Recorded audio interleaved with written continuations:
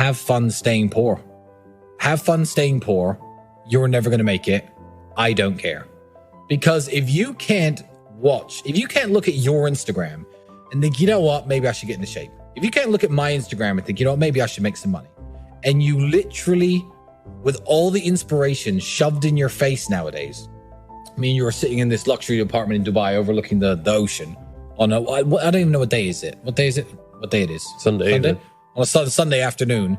Like, this is what we do. If you can't watch people like us, if you're watching this podcast and think I need to do something and you're a procrastinator, good. I don't care. Have fun staying broke. Because like you said, I need someone to wash my cars. I need people like you. So not everyone can make it to the top, and there's no help for those people who can't motivate themselves. If you can't pay your bills, you know, it's hard to pay your rent, you're eating the crappiest food, you're driving the crappiest car, all the beautiful women in the world don't look at you, you can't afford any nice clothing, and you're sitting around thinking, oh, well, you know, just a few more hours playing Fortnite, then that's your station in life, and enjoy it. You know, I'm not really one to feel sorry for people that much because of the way that the internet has changed the world. I believe that people have positive role models and examples thrown in their face all the time.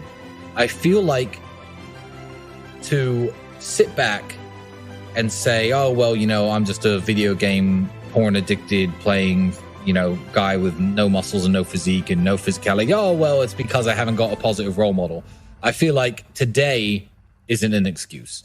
I feel like that every single second that you're scrolling on your phone or looking at Instagram, etc., there are dudes out there, you know, even so much as selling little coaching calls or courses, or, you know, who you'd want to be like. But it's easy. It's easier to sit around and play video games and masturbate than it is to get the money to buy real supercars and seduce beautiful women in the real world. It is much easier. And because it's easier, I feel like a lot of people don't want a way out.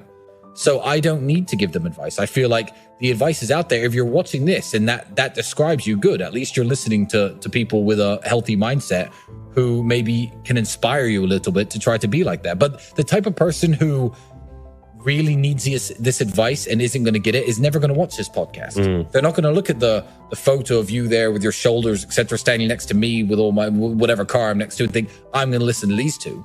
So those people aren't watching. So we don't need to worry about them, you know? Just let them, you know, flip our burgers and cook our meals. Well, yeah, it's the old saying of, you know, you become the average of the 5 people you hang around with the most. That's older than the internet. That saying, it predates the internet. But essentially it means the 5 people who influence you the most.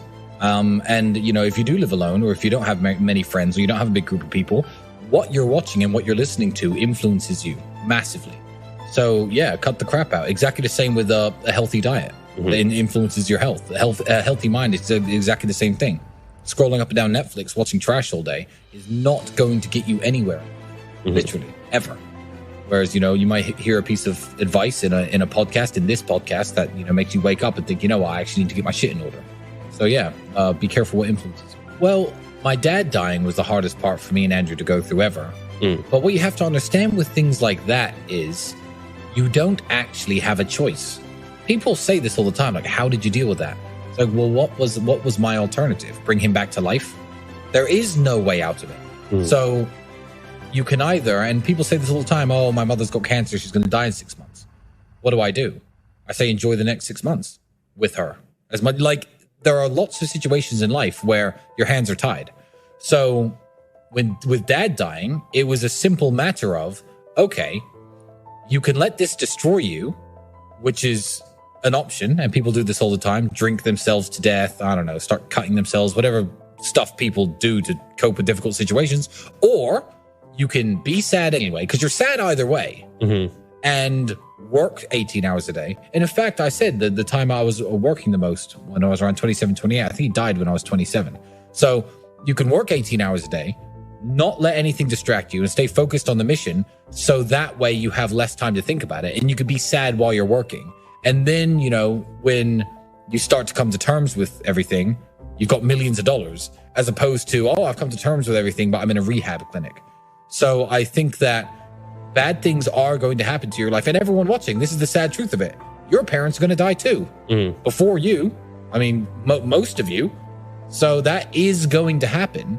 So I didn't really see why it was difficult.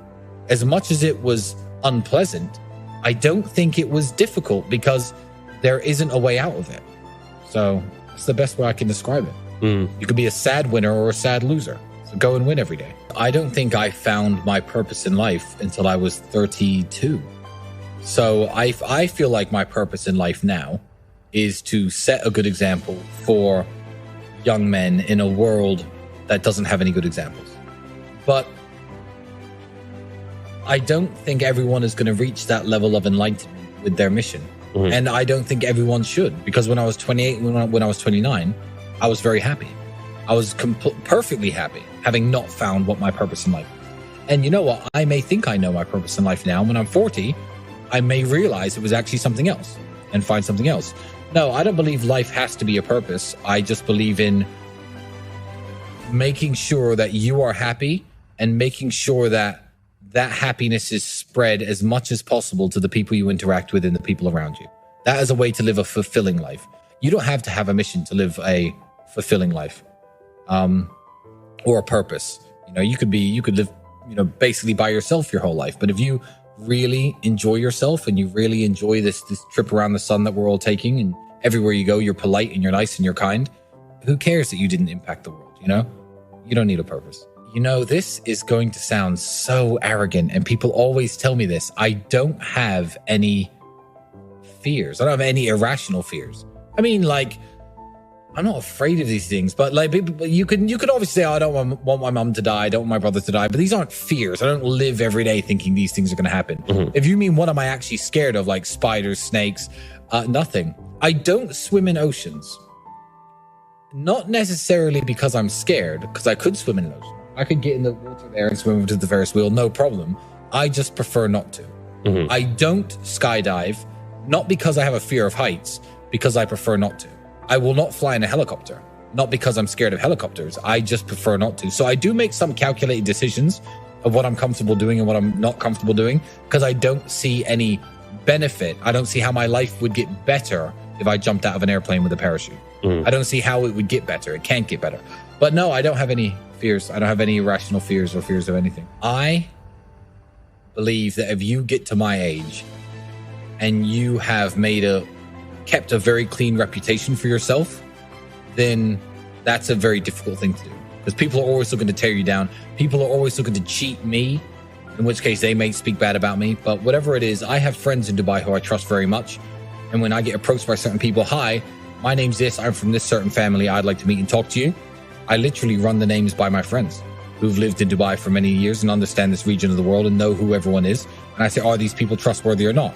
And my friends are very trustworthy because I've known them for many, many years and curated my friendship group by cutting people out and, keeping the high value people inside as well. So I don't do business with many people, but I have a second vote. Me and my brother both have to agree that somebody's trustworthy, that we both want to do something. Otherwise, it doesn't happen. So there's always a debate on somebody and somebody's character. I said, I'm going to do Mike's podcast today. Andrew said, nah, not Mike. The guy's a piece of... No, I'm kidding. But and whatever I'm doing, we always run the ideas past each other. So there's an extra layer of check built in to my life. So I feel like that's very important as well. So if you have friends you trust, even if they don't know this person personally, run the idea past them. Explain how you met the guy, how you got in contact with him, who he is, and, let your friends give you another opinion. If you don't know what to do, don't go to university. Yeah. That's the first thing. If you know what you want to do and you need a university degree to do it, then obviously pursue that. If you don't know what you want to do, going to university is going to burn 3 or 4 years of your time and likely get you into a bunch of debt and a bunch of trouble that you don't need. If you don't know what you're doing, avoid university. Step number 1. 2, don't waste time on frivolous pursuits. Stop trying to live like the man unless you've actually become the man first. And that means women. Stop trying to get laid all the time and get beautiful women. Because if you are a nobody, the time and effort it's going to take into convincing a really beautiful woman to go to bed with you is much less time than it would take me or Mike, because we are a somebody already. So you're burning your hours. Don't chase women too much. Don't chase having fun too much. Don't chase clout too much. Don't try to be seen in cool places that you can't actually afford to be in. Dubai is actually a very interesting example of this. I'm going to go off on a bit of a tangent here, but that's all good advice. It's simple. Dubai is a very good example of this because Dubai is a place where people can look like they're doing something big when they're doing absolutely nothing at all. There are hotels in Dubai, like the hotels I stay at, that are 1, 2, 3 grand a day, 10 grand a day. They do exist. And there are also hotels in Dubai up near the old town where, the laborers and the workers stay that cost $35, $40, $50 a day. That does happen. You could fly to Dubai, and people do this. Men do this with no money because men don't have the ability to just, hit dating apps in Dubai and live the good life. They come to Dubai with their friends. They have no money in their pockets. They have a nice shirt that they'll wear. Fine. And they'll take a taxi from their really cheap hotel down to downtown, picture in front of the Burj Khalifa, click, picture in front of a Lamborghini, click. Now they're a guy with a picture in front of a Lamborghini in Dubai. They're a guy who hangs out in Dubai now. He's at the Burj Khalifa. He makes less than $1,000 a month, probably. People do this. They literally clout chase based on location. And that is the biggest waste of time that I've ever heard of. Go on a vacation within your budget and have fun with your friends, by all means, and take your mind off trying to be somebody. But yeah, people pretend too hard today. And the effort it takes to pretend short term will make you look richer or cooler or more successful than you are.